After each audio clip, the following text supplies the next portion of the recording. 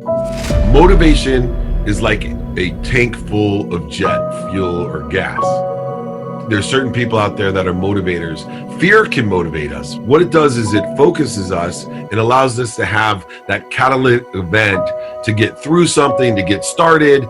That's all about motivation. But motivation is not going to get you there. Motivation, especially if it's caused by fear, is going to suck the energy right out of you. Motivation is a tank full of gas, and there's only so much in it. Inspiration is solar power. Super solar power though. And only thing that gets in our way of inspiration are the clouds. And the clouds are like lessons. They're going to keep on coming and getting in the way and interfering with our superpower, right? Because we're always connected to the sun. We're always connected to the most powerful source of light, lessons, and love. And if we're going to learn to love what we do, we have to realize that we have the possibility, if not the probability, and it should be our perspective or our reality, that we are consistently inspired to love everything that we do. Most people, half of what they thought today is the same things they thought yesterday about themselves, about their life, about their business. That's why most people's lives don't change very much. But if you wake up and you start realizing, I'm living in a home, an emotional home I don't want, you can change it. See, because everybody's got it. If you got $1 billion, check this out. If you had $1 billion, but the habitual emotions you go back to are frustrated and pissed off, then your life is called frustrated and pissed off. It doesn't matter how much money you have. Write this down, please. The quality of my life is the quality of my habitual emotions. The quality of my entire life is nothing but the quality of my habitual emotions.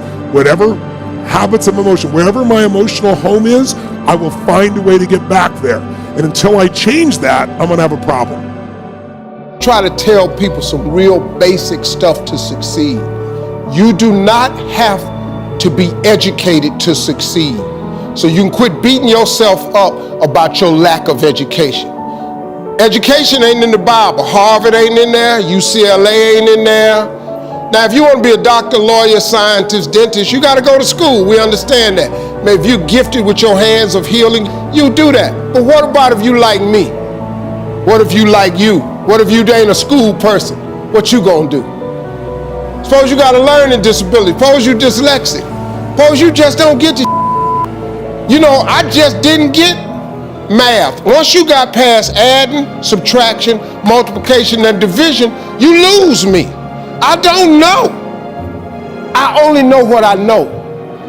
I learned to identify this gift of mine, and this gift has made room for me.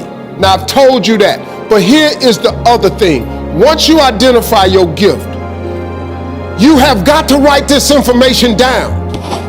If you do not have a vision board, if you don't have a dream list, I am telling you, you are complicating your process to getting what you want in life.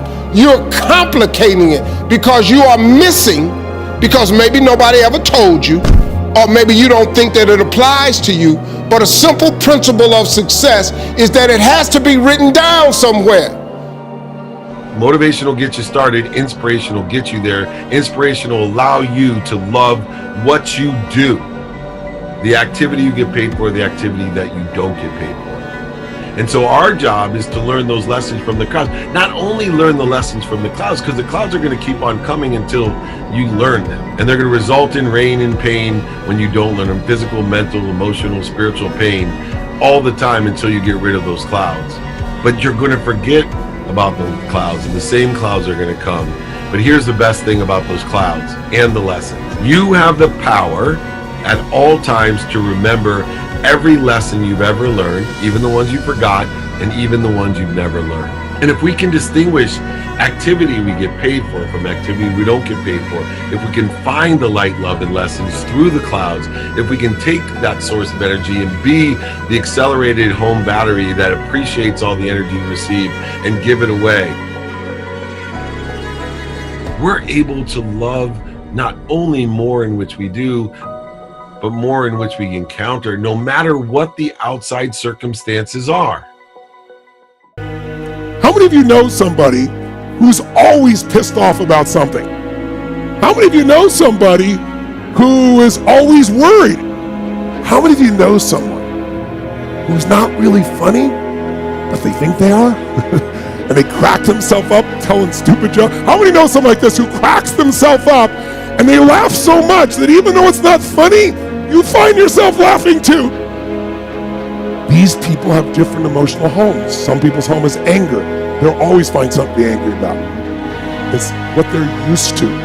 It's their conditioning. So even when the storm comes in and messes up their life, they go right back to that same shit. Wouldn't it be nice to upgrade your home, your emotional home where you live? What if you could live every day with a vast majority of the emotions you had were joy and gratitude and love and appreciation, even in the middle of COVID, even when somebody does something unjust, compassion, playfulness? What would that feel like if you were in those states every day, 90-95% of the time? When you weren't, you got out of it quick. You can make that change this weekend, and I'm not exaggerating an ounce. I'm not saying you're going to be perfect and never have a negative feeling, because negative feelings are sometimes a signal to make us change. But most people have a negative feeling and they just hang on to it and keep living with it and find other things to be negative about. That will never give you what you want. The money won't do it. The acknowledgement of others won't do it. Everything you think will do it will not do it. Only one thing will do it. You drawing a line in the sand and making the most important decision of your life, that you're going to live in a beautiful state no matter what. Because life is too short to suffer. You ain't got to get cleared. His line ain't busy. You can talk to him right now. I do it all the time.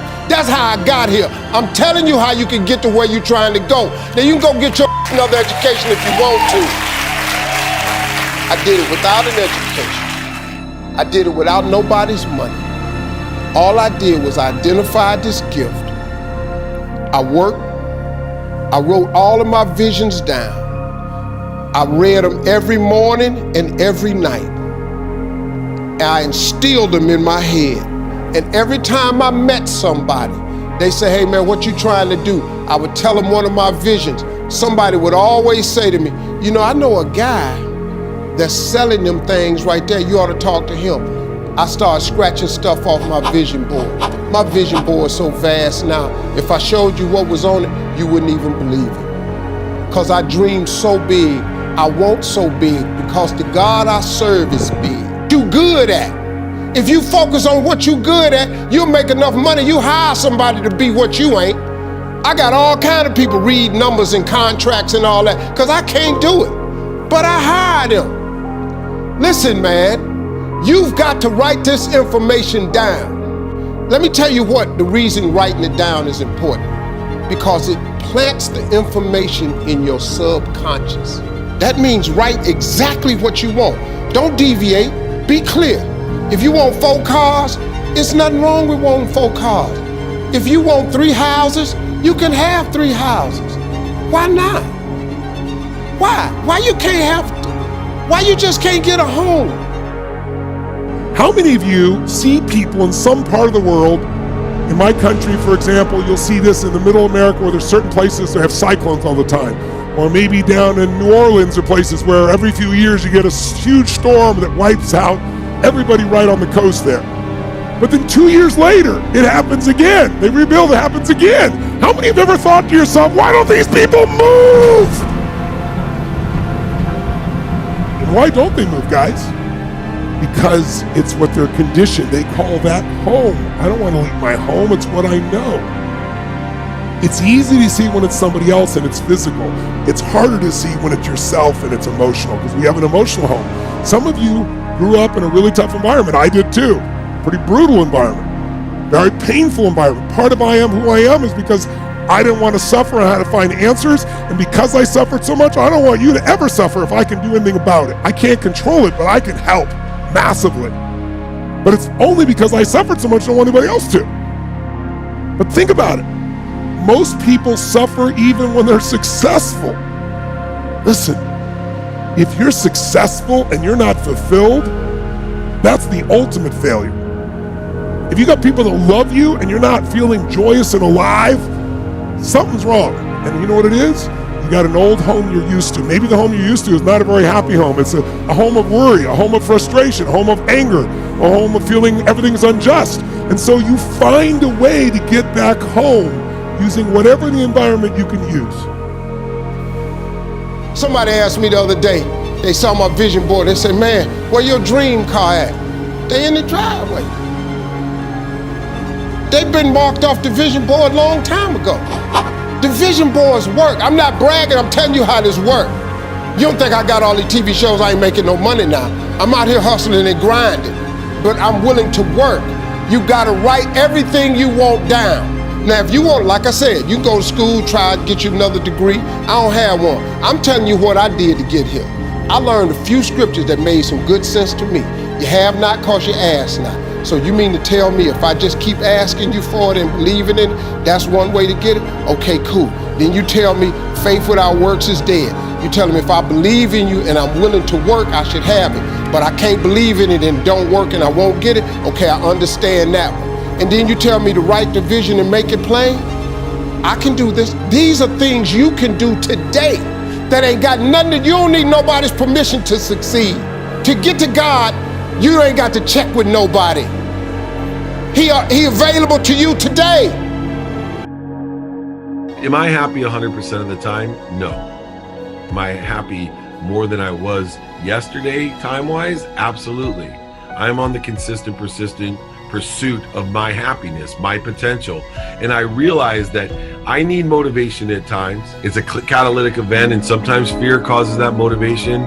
Sometimes I'm able to do it through meditation, activity, process, whatever it may be. But I always am inspired. I'm a superpower solar panel, and clouds are the lessons that I learn. And the faster that I learn, the clearer the connection will be to the sun, to the power, to the source, the light, the lessons in light, the love that I have in my life. In other words, I'll be happy more of the time. In other words, I will be loving my activity I get paid for and activity I don't get paid for.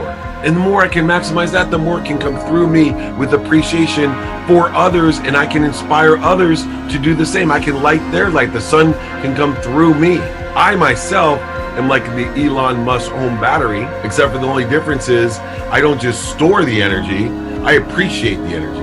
I take that energy, add value to it, and then give it to every single utility that's connected to me, everything and everyone that I'm connected to. And guess what? By doing that, I expand, I accelerate, and I grow. Now, like I said earlier, you don't gotta be rich to be happy. Maybe your goal is not to make $1 million. That's cool, but maybe you just need 150,000. Maybe you just need 200,000. I'm telling you, you have to write this information down. I don't care what church you go to, synagogue, temple, mosque. If you don't write it down, chances of it happening is slim. Could that be the one thing that's holding you back? If I'm telling you this, a dude with no education, I can't read a business periodical. My head will explode. I don't even know what they talking about. It's not what I do. Too many times, people have you focusing on your weaknesses. You're wasting your time. You ain't got to strengthen that. Listen to me. Pain is sometimes part of life, but suffering is a choice. But for most of us, not a choice because we have the habit of suffering, being stressed, being worried, being frustrated, being pissed off. And because we're wired that way, that's the muscle we built. But if we rebuild our home here so it's even more magnificent, then you can have the life that you desire and deserve. And you can do it in one weekend only if you give your all and push enough energy out while you're doing it, while you're learning. Who's up for this here? So who's up for enhancing your home massively? Say aye. Aye. Say aye. Aye.